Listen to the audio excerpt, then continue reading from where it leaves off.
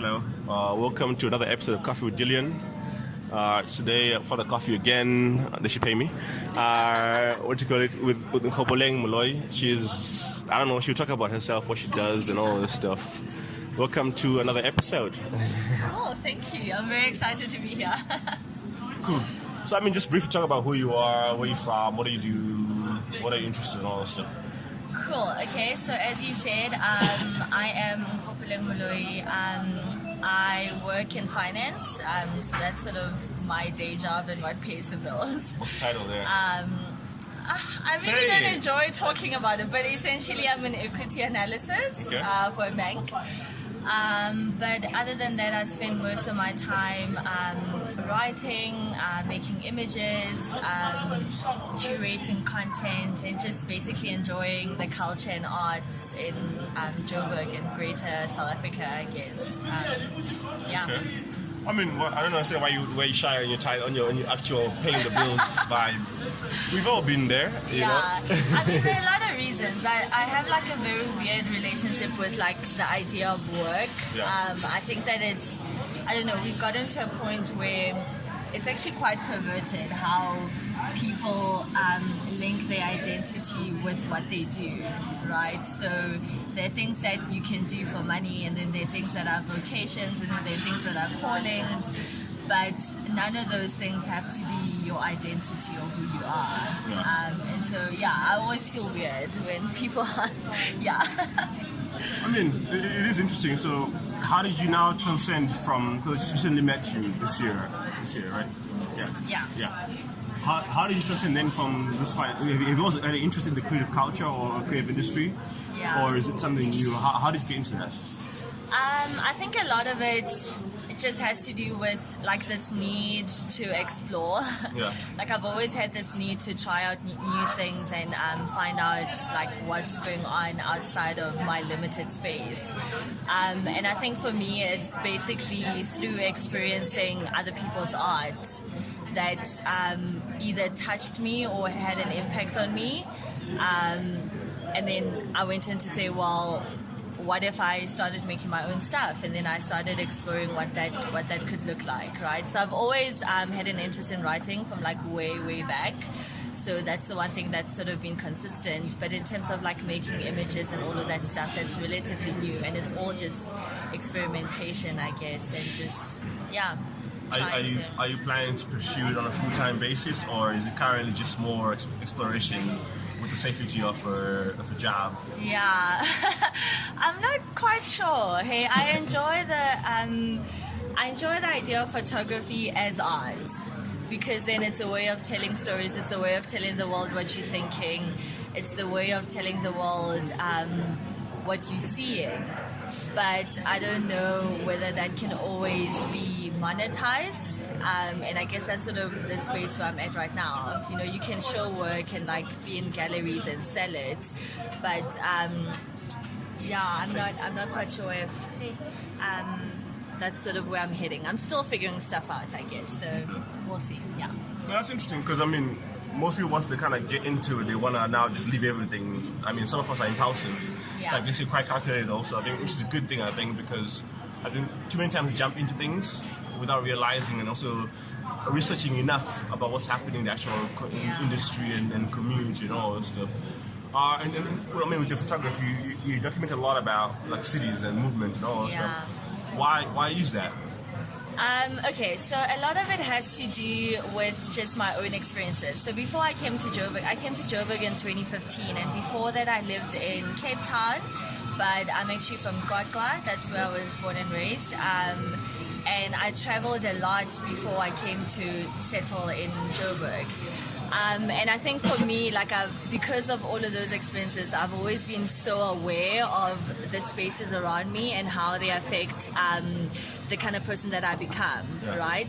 And then also, like you asked, this whole idea of having one foot in corporate South Africa, which has its own rules and own ways of doing stuff, and then another foot in almost like this creative culture that does something to the mind that makes you like ask certain questions about, why was the space created? Who is it for?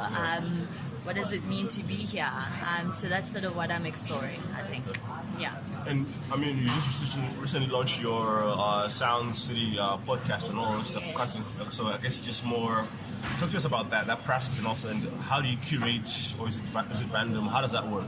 Yeah. Okay. So that's actually really interesting because I've always been interested in how sound affects space and movement, right? That's sort of like the core theme of the stuff that I work with. So I think it was probably like 2 months ago, I started thinking about this idea of how we're always walking around with our earphones, right? So that means that you are not sensitive to what's going around you, right? Like you're not hearing people talking, you're not hearing cars, all of that. You're in this bubble that you've created for yourself. Like you curate the mood, you curate where you are.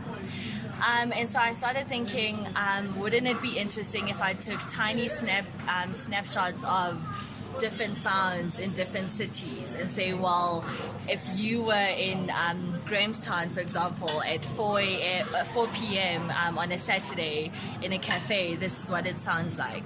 And then from there, it kind of evolved from just recording sounds and putting them up on SoundCloud to share with people, to actually having interviews with people around the city about the city. But it's all the same theme in the sense that I'm just kind of trying to explore how telling stories via audio means.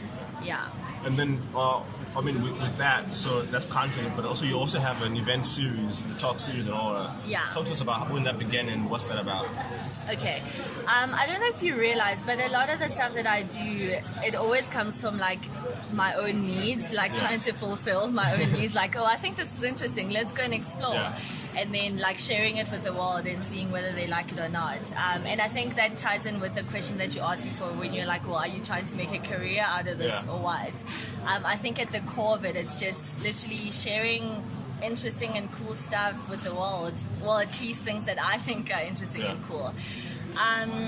But Talk Series is a movement that a friend of mine and I started in April 2016. And essentially, Adila Mayat, essentially what we do is that we hold talks all across the city. So we'll go to different spaces every month, invite a whole bunch of random people, sit down and discuss something. So is it a panel discussion or is it an open discussion? So the whole idea is that it's open dialogue. So we don't have any authority, we don't have any speakers, we don't have any panelists.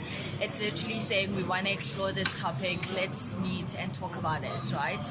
And the whole idea is that there's a lot of questioning, there's a lot of thinking and forming your opinions in the sessions, and a lot of just exploration, I guess. But a lot of what we cover is social injustice. So we'll do topics on like decolonization, for example, rape culture, extremism, all of those kind of difficult conversations. Yeah. I mean, that's super interesting. When I'm looking at all your different works and all that stuff, I guess the privilege that comes with having a full steady job is that you're able to experiment more. Yeah. But do you think that you'll continue this way, or where are you leaning now? Is it 50-50 currently, or is it? Because I mean, when I look at all these different things, they can be monetized and can be turned into an entity or a full-time project or business and all that stuff. I think the problem is time and energy, right? So right now, essentially, what's working is that I have my full-time job, but at the same time, my quote-unquote free time is my other work time. And for now, that's working because it's like small scale and it's stuff that I like, yada, yada, yada. But if it does get to a point where I'm thinking about scale, then that won't obviously work because you need more time to put into projects, you need help, you need strategies and all of that. So right now I think it's working because it's literally like all my free time I just dedicate to the things that I love. So yeah. That's super interesting. And I know you're into print culture and all that stuff and content creation. Why do you think that, for example, there's a lot of content platforms that come in 1 year, next year they're gone? Like print or digital, particularly African publications and all that stuff. Why do you think that is? Do you think that, for example, you're creating content, are you going to try and be as consistent and create it on a regular basis, or are you just doing it as random? Okay, so I think the first thing that people don't understand a lot of the times is that the numbers aren't always there. Yeah. So I think that's why it's important to be super clear about why you're creating.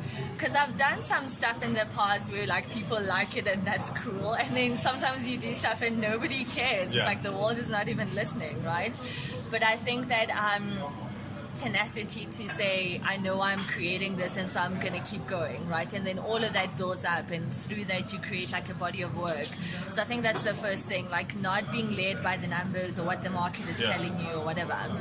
But the second thing is that if you're employing people to do all of these things, you need money, right? So if you have deep pockets and you can hire people to create even when you're not getting advertising revenue or whatever, then that obviously works.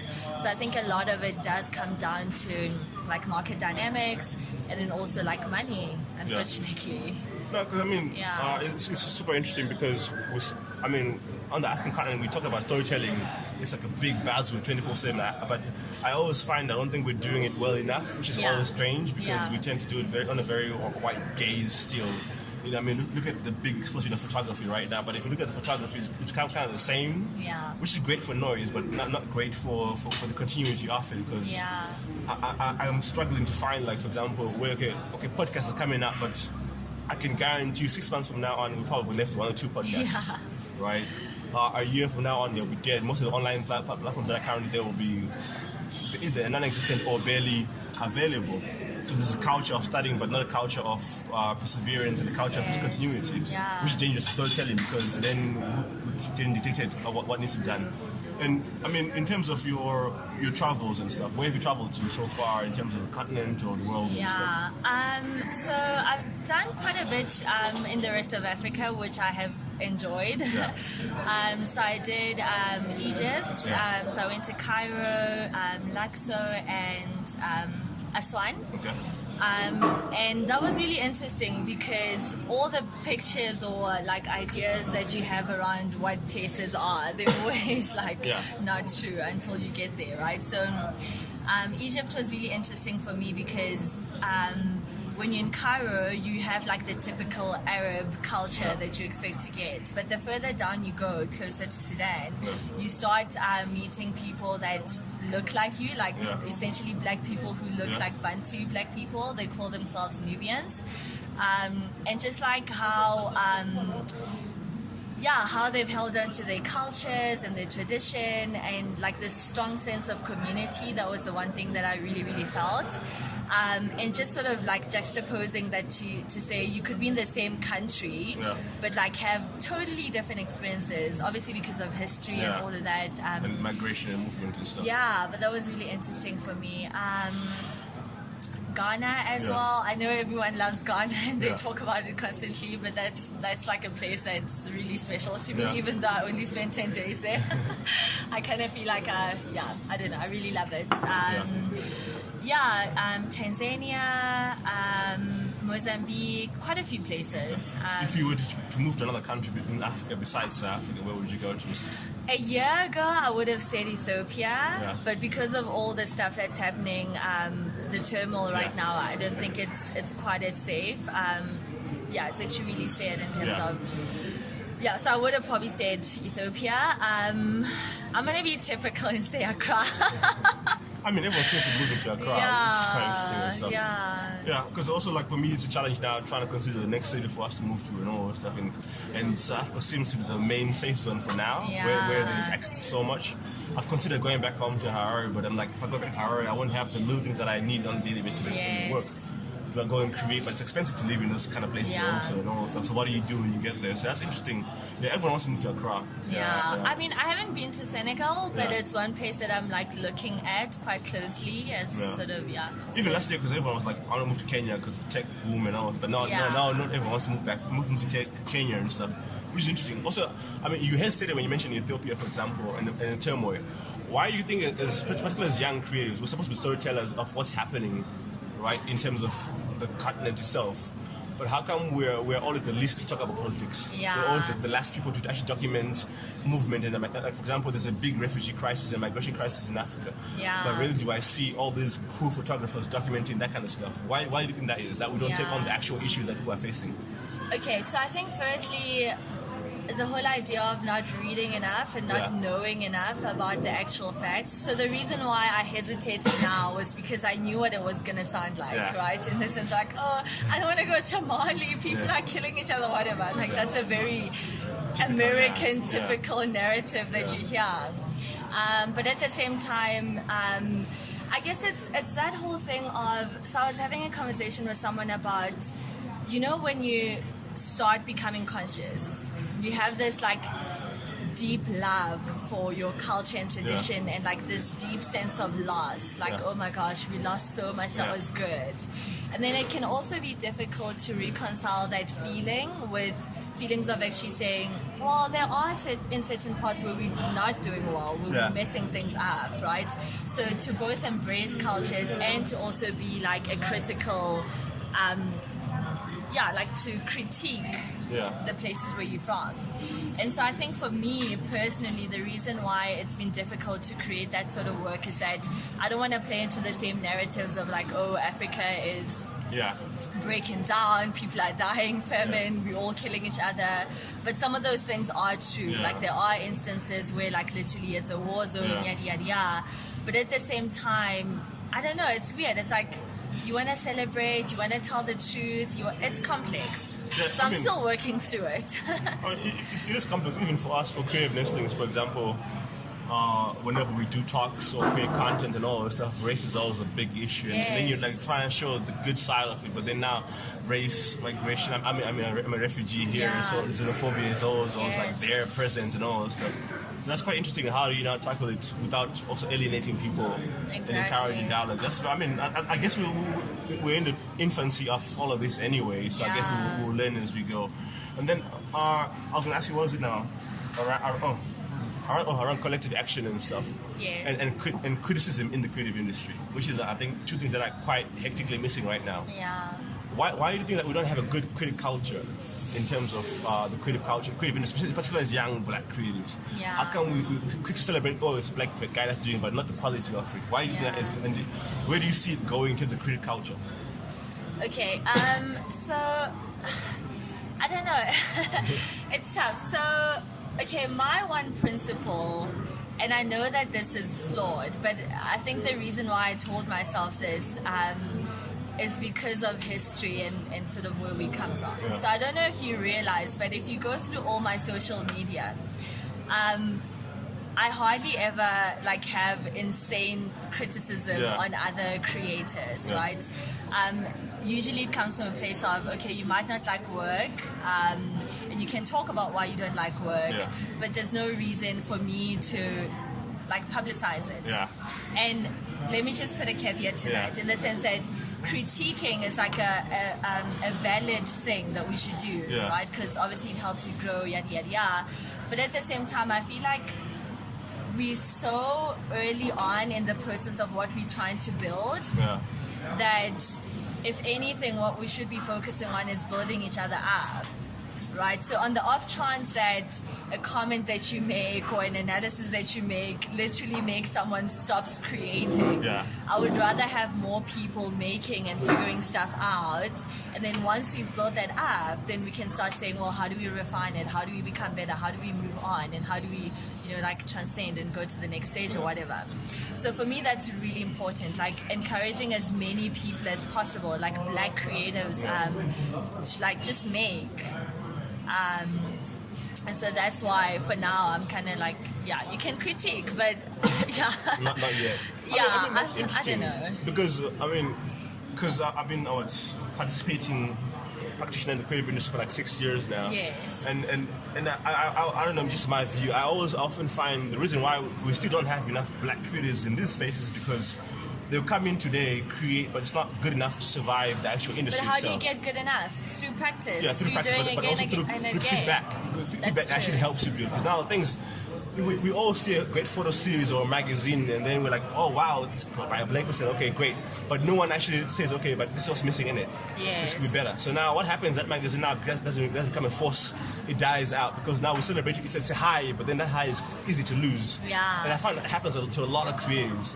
But so then maybe we need to be smarter about the ways in which we criticize. So for example, so for example, if someone comes up with a magazine and people don't buy it, but they're quote unquote celebrating, that's a clear sign that they're not happy, right? So the point that I was trying to make is that we also need to be careful about the messages that we're creating and the stories that we're creating around what people are making. Yeah. So I think there's definitely ways in which you can tell people whether they're doing good work or not. Like, don't listen to the podcast and then they see there's 0 plays, so they know that they need to change. But you don't need to go and tell and be like, oh, this crappy podcast.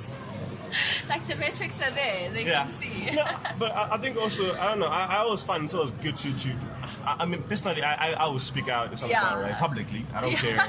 Because we're talking about this. Yeah, because I often find when I don't publicize that kind of, there are a lot of people thinking it, but they don't want to say it. Yeah. I'm okay being the martyr that can actually say whatever, not to die, but actually just say it. I don't want to fucking die.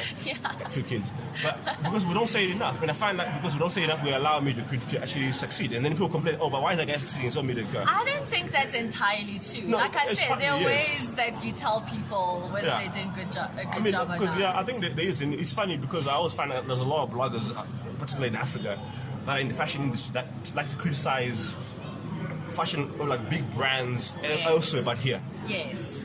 Right? So they'll see a collection done by someone here from South Africa, and they're like, oh wow, look at this, whatever. Yeah. But then you hear memories here and there when you're talking to them, but then online they'll be like, wow, big enough. That's amazing, I'm like, wait, aren't you supposed to be a voice for us first so that you can actually get things better? Yeah. Because I mean, I don't know, I find it's currently quite a stagnant place here in the creative industry right now, in particular on the continent. We know the guys that are creating and they're there, and then that's it. But it's like, what next now? Yeah. I think find it quite stagnant. I think because now we don't give actual feedback. Like you said, if you've seen that the podcast is not getting plays, ask people why are you just not getting plays. Yeah. Because now people are like, but people don't support. But no, actually, maybe just shit. Yeah, exactly. Yeah. You know, I think that's interesting. But then also I think criticism is interesting because people receive it differently depending on the space and where they are. Yeah. So if you are in I don't want to say loving, but if you're in a space where you know that people are honest and when they say this is crappy, they're only saying it because it's crappy and not because quote unquote they don't like you or whatever, stuff like that. Like, it's nuanced, I think. So, no, I think it's an interesting dialogue to actually have and start figuring out, because we need more of that. I think to actually help push us forward, because I feel like we're stagnant, and that worries me, is that my kids kind of inherit the same thing that's happening right now. We need to have our own spaces and build, actually. And on this topic, actually, someone is doing really good work in this area. I don't know if you probably know Mpomogadi. Yeah. Anyway, so he started this. I don't know what to call it, but basically it's called photo encounters, where people can submit body of works, photographers. And essentially you meet up on a Saturday and you literally go through someone's work and they explain what they were thinking. Exactly.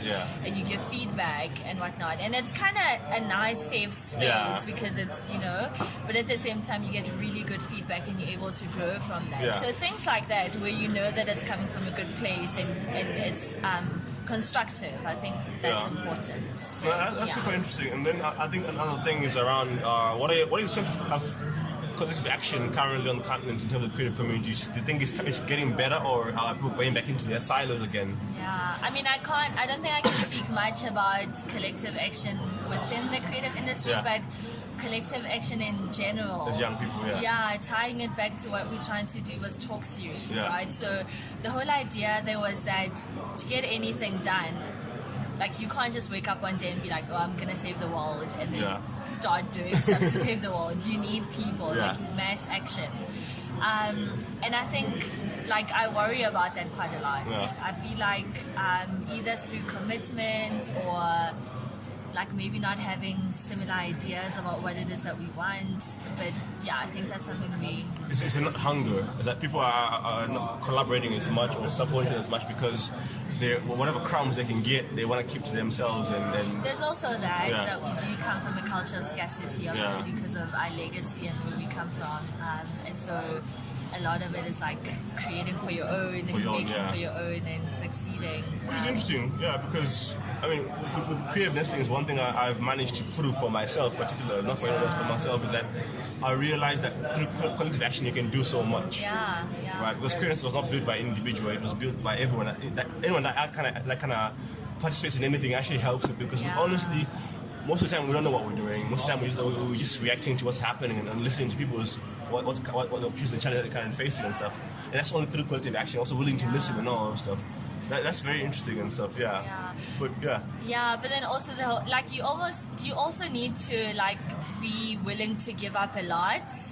Right? Yeah, a lot of energy also. Exactly. Like even with creative nestling, like the whole idea of giving up your own time to advance someone else's career or dreams or whatever, that's beautiful, but at the same time it's taxing. It's and, painful. A lot of people might not want to sign up for that. So, because I mean, important to forget that actually beyond creative nesting, me and Lung actually have our own ambitions. Exactly. That we're not able to fulfill because we believe, let's do this first and get this right and then do our own stuff.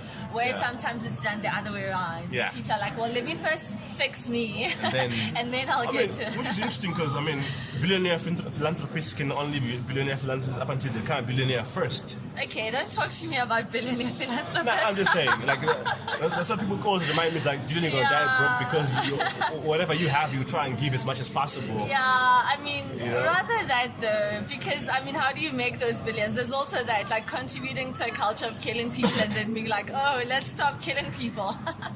I don't know. Ridiculous. It's an interesting cycle to watch, like, because as much as we can all become social entrepreneurs or social creators and all that stuff, it's a taxing kind of environment to be in and all that stuff. I'm not social entrepreneur. I always believe I'm a businessman first, which is tricky because my environment requires me to be a human first and be social and be open and all that stuff. Yeah, but I mean, it's an interesting conversation we're having. And why do you drink coffee with milk? That's always the question I was asking. I think the question is, why do you drink coffee without milk? Because it's pure. Really? I don't know. I don't put sugar in my coffee, so I can't have no milk and no sugar. I'd rather have milk than sugar. I don't know. Anyway, so what's next for you in closing? In terms of life? Or? Just generally. You're young. What's next? I'll be honest with you. I flip-flop between like extreme optimism and like insane pessimism. Absolutely, yeah. There are days when I wake up and I'm like, oh, the world is your oyster. You can do whatever you want. You can move to Accra tomorrow. Yeah. And then there are days when I wake up and I'm just like, I don't know what I'm doing. I don't think anyone knows what they're doing. Why are we here? So I can only speak about how I'm feeling right now. And I guess it's hopeful. Just the idea of just keep moving, keep trying stuff out, keep testing ideas. Yeah. And then seeing what happens. Okay. I don't know, Any famous last words for other young creatives that are trying to get into creating or that are just feeling lost right now, or I don't know, some advice? Sound like good stuff. Okay, don't ask for advice. Because when people give you advice, they're usually just talking to themselves. So, try to figure stuff. Do things your own way. Well, this is advice. I'm going to say I try to do things my own way and figure it out and obviously ask questions and whatnot. But the whole idea of the proven path, tried and tested, like that's all dead. It's all about like experimentation and failing, and at least that's what I believe. And just, No, thank you for having coffee with me and doing this podcast. Oh, it was so cool. Thank you. You see, it's different.